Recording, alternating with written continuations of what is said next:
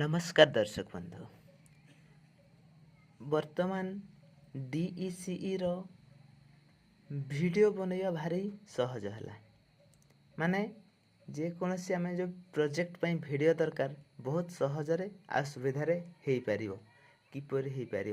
प्रथम कथा जाना DECE जो फर रहा से आमर कौन रहा DECE फर केवल प्रोजेक्ट रे आमको असुविधा कौन होता भावुले DECE प्रोजेक्ट फर आम लिखिदेबू किंतु वीडियो बनईबू किपरी। तो प्रथम कथा हूँ DECE फर वीडियो जे कौन सी लैंग्वेज रे आपन बनई पारिबे, से ओडिया हो किंबा इंग्लिश मीडियम हो किंबा हिंदी मीडियम, आपन जो थे कंफर्टेबल आपन से ही वीडियो तैयारी करि पारिबे। तो प्रोजेक्ट लिखिबे, प्रोजेक्ट लिखला बेले कौन हम ना ए कौन जिते सब आप एक्टिविटी 30 रु 50 एक्टिविटी पिलांकु करने देवे। से जो 30 रु 50 भितर जो प्रत्येक दिन दुई दुईटी प्रोजेक्ट वीडियो जो हम कौन कर प्रत्येक दिन दुई दुईटी एक्टिविटी करेंगे, से दुई दुईटी एक्टिविटी वीडियो शूट करेंगे। एवं वीडियो शूट कर सारा पर आम कौटी दबा क्या दबा से विषय में कहि। तो वीडियो शूट करिया केमिति शूट करिया ना प्रथम आपण एक्टिविटी गोटे नेले, से एक्टिविटी को पिला को पढ़ाइया टाइम रे पढ़ाइया पुणी केमती ना TLM माध्यम रे टीचिंग लर्निंग मटेरियल माने शिक्षण सामग्री जेकोसी पिला पढ़ाई आम TLM दरकार। जेहेतु DECE आम कोर्स करुचे, जेहेतु छोट पिला कोर्स करुचे तेणु छोट पिला सरकार गाइडलाइन अच्छी केवल आम कौन कर TLM माध्यम रे पिला पाठ पढ़ाइया। ए टीचिंग लर्निंग मटेरियल माध्यम रे ही शिक्षण सामग्री माध्यम रे ही आम पिला पाठ पढ़ाइया। तेणु आमर कौन दरकार ताको पई से फुटबॉल दरकार हो किंबा धरता ताको एक्सरसाइज पई आम फुटबॉल रो गोटे एक्सरसाइज बा एक्टिविटी नहीं कि आम करई पारि एक्टिविटी रे। तो सही परी एक्टिविटी करिया टाइम रे आम वीडियो करिया नहले स्कूल जो आप स्कूल को जी से स्कूल विभिन्न सारा आमर जीके किट मिली, से किट विभिन्न सारा सामग्री अच्छी शिक्षण सामग्री अच्छी, से सामग्री को मध्य व्यवहार करके आपण पिला को शिखई पारे विभिन्न प्रकार वेजिटेबल एनिमल संख्या कार्ड एमती बहुत प्रकार सब TLM स्कूल भरपूर अच्छी। आपण से व्यवहार करके आप एक्टिविटी करें।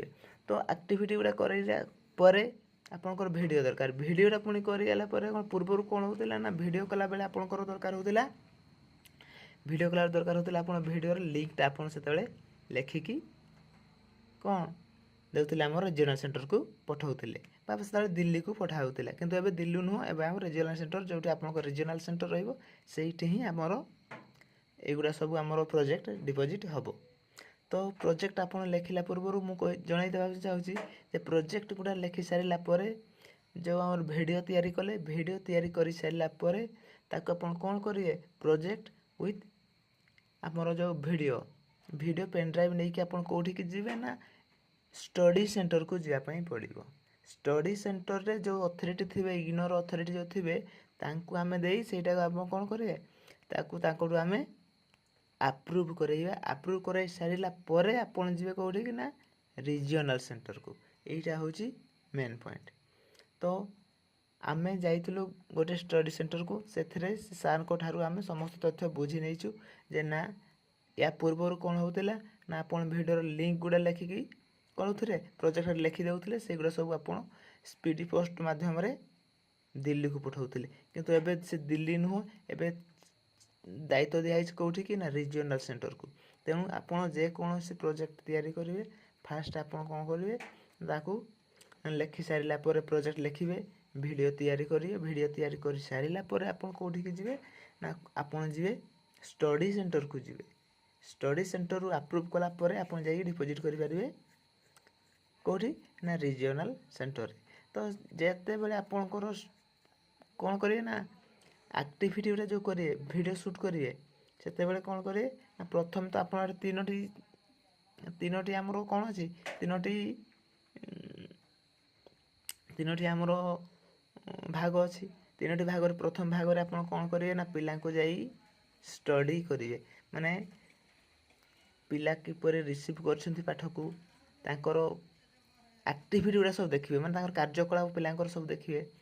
ତାପରେ ସେକେଣ୍ଡ ଫେଜ୍ କ'ଣ କରିବେ ନା ସେକେଣ୍ଡ ଫେଜ୍ରେ ଆପଣ ସାର୍ଙ୍କ ସହିତ କିଛି ଛୋଟ ଆକ୍ଟିଭିଟି କରିବେ, ଯେଉଁଗୁଡ଼ାକି ଆପଣ 30ରୁ 50ଟା କରିବା ପାଇଁ ପଡ଼ିବ।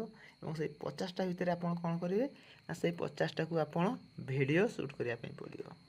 ଆପଣଙ୍କ ମୁଖ୍ୟ କଥା ଗୋଟେ ହେଉଛି ଆପଣ ଯେକୌଣସି ବି ଲାଙ୍ଗୁଏଜ୍ରେ ଏଇଟାକୁ ଆପଣ ଭିଡ଼ିଓ ସୁଟ୍ କରିପାରନ୍ତି। ନୁହଁ କି ଆପଣ ଅପସନ୍ ଦେଇଛନ୍ତି ଇଂରାଜୀ, ଯେ ଇଂରାଜୀରେ ପଢ଼େଇବି, ନା ଅପସନ୍ ଦେଇଛନ୍ତି ହିନ୍ଦୀରେ ପଢ଼େଇବେ, ସେମିତି କିଛି ନୁହଁ।